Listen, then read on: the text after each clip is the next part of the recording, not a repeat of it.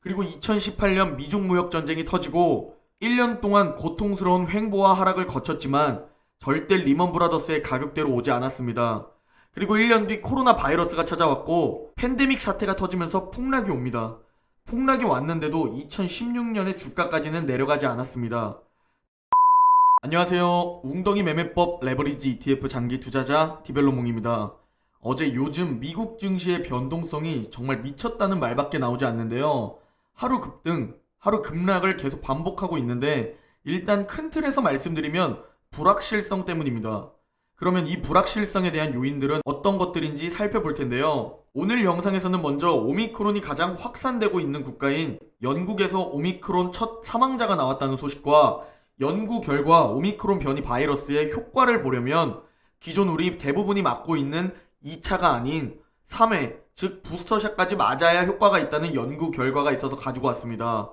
그리고 현재 미국 주식에 미친 듯한 변동성의 이유, 즉 불확실성 요인들을 살펴보고 다음으로 골드만삭스가 내년 글로벌 증시가 5%에서 10% 정도 조정이 있을 수 있다는 의견을 공유드리려고 합니다. 그리고 마지막으로 웅덩이 매매법 QLD와 SSO 다음 매수 타이밍에 대해 설명드리고 댓글 Q&A를 진행하고 마무리하려고 합니다. 먼저 어제 미국 증시 시황부터 살펴보면 3대 지수가 동반 하락했는데요.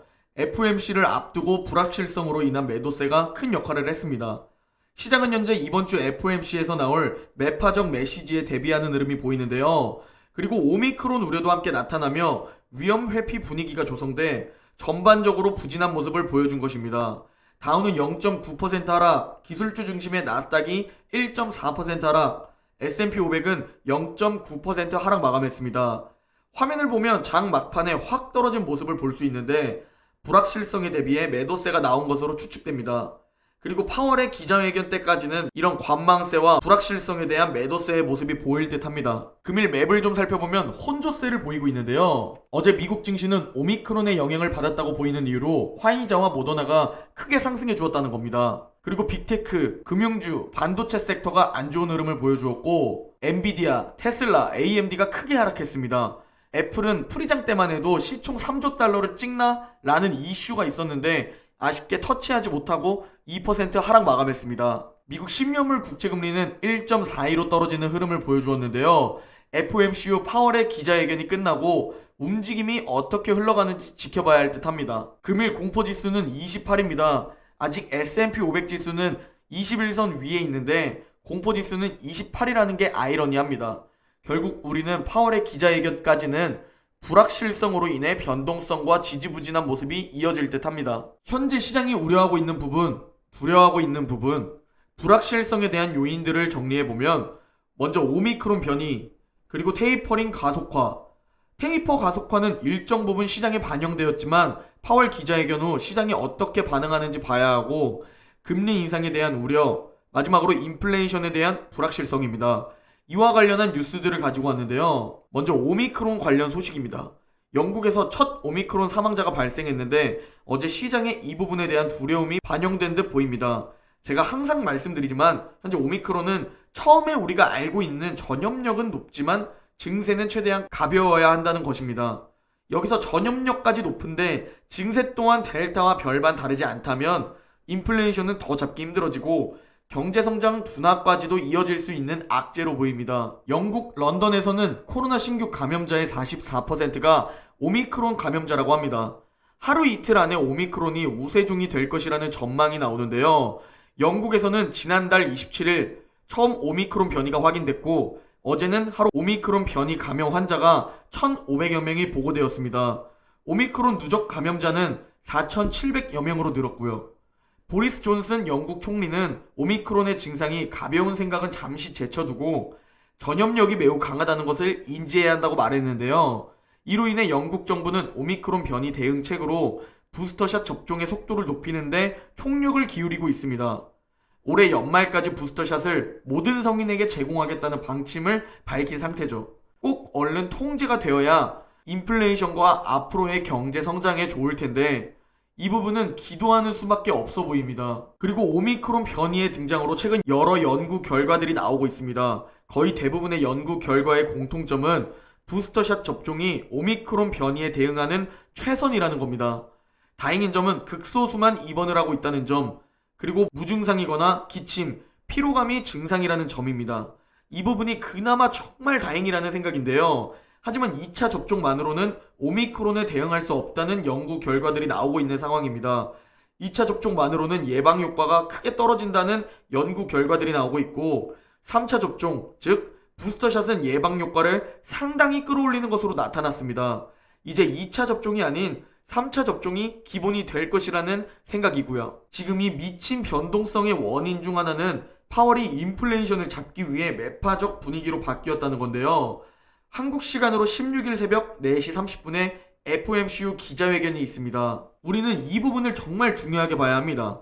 여기서 금리 인상과 관련된 점도표, 인플레이션에 대한 파월의 문구를 봐야 하고 테이퍼 가속화에 대한 내용을 살펴봐야 합니다. 그리고 시장이 이 부분을 얼마나 미리 반영했는지 체크해봐야 하고, 개인적으로는 떨어지면 웅덩이 매매법으로 웅줍, 불확실성 해소로 상승한다면 오질 하면 된다고 생각합니다. 저는 낙관론자이기에 항상 좋은 얘기들을 많이 해드리고 있는데요. 왜냐면 길게 보면 결국 우상향할 것이라는 믿음이 있기 때문입니다. 그래서 가끔은 부정적인 의견도 여기서 말씀드리고 왜 부정적으로 보는지에 대한 이유를 설명드리는 것도 좋을 것이라는 생각을 하는데요. 그래서 오늘은 골드만삭스가 내년 글로벌 증시가 5%에서 10% 정도 조정 위험이 있다고 하는데 그 부분을 공유드리려고 합니다. 이 보고서에 따르면 높은 주식 리스크 프리미엄과 마이너스 실질 금리의 결합은 성장 쇼크가 없는 경우 주식시장이 비록 느려진 속도이긴 하나 오를 가능성을 보여준다고 하는데요. 하지만 금리와 텀 프리미엄이 급격한 가격 조정에 들어갈 경우 주식시장이 조정받을 위험이 있다고 말했습니다. 이 경우가 일어난다면 내년 세계 증시는 최대 5%에서 10% 하락할 수 있다고 예상했고요. 그러면서 골드만삭스는 현금 창출력과 수익성을 갖춘 성장주의 펀더멘털이 개선되는 일부 가치주를 겸할 것을 추천했는데요. 여러분은 개별 종목으로 어떤 종목들이 떠오르나요? 저는 내년같이 어려운 시장에서는 더더욱 나스닥과 S&P 500에 투자해야 한다고 생각합니다. 그리고 욕심의 마지노선인 200QLD와 SSO에 투자하는 거죠. 자, 이제 QLD와 SSO 웅덩이 매매법 다음 매수 타이밍은 대략 어디쯤인지 설명드리려고 하는데요. 먼저 나스닥 200 레버리지 QLD 일봉 차트입니다. 현재 QLD 다음 매수 타이밍은 검정색 61선 2차 매수 타이밍으로 보이는데요. 약 82.6달러 부근입니다. 83달러에 걸어두셔도 되고 82.6달러에 걸어두셔도 됩니다. 2차 매수 비중 중 1일차 비중만 지정가로 걸어두시고 주무시면 되겠죠? 다음은 S&P 500 200 레버리지 SSO 일봉 차트입니다. SSO는 현재 21선 위에 주가가 있고 조금만 더 내려오면 초록색 21선 1차 매수 타이밍입니다. 1차 매수는 필수사항이 아닌 선택사항입니다. 매수하고 싶으시면 지정가의 약 139.7달러의 1차 매수 비중인 SSO에 투자할 예수금의 10%를 걸어두시면 됩니다. 그리고 요즘 들어 많은 분들이 QLD 운용 보수 비용이 너무 비싸다고 댓글을 남겨주시는데요. 제 생각을 말씀드리기에 앞서 혹시 제가 잘못된 정보를 전달했다면 댓글 남겨주시면 고정 댓글에 남겨두겠습니다. QLD 운용 보수에 대한 제 대답은 제 생각에도 너무 비싸다는 겁니다. QLD 운용 수수료는 1년에 0.95%입니다. 1년에 0.95%라니 1000만원을 넣었다면 95,000원을, 1억을 넣었다면 95만원을 내는 거죠. 물론 주가에 1년 동안 천천히 녹아들기에 직접적으로 내는 부분은 없습니다. 오른쪽 제 계좌를 보시면 아실 텐데요. 전 QLD와 SSO에 총 1억 정도가 들어가 있습니다. 그러면 대략 1년에 95만원의 운용 보수입니다. 전 현재 투자한 지 3달이 되지도 않았는데 수익률 20%입니다.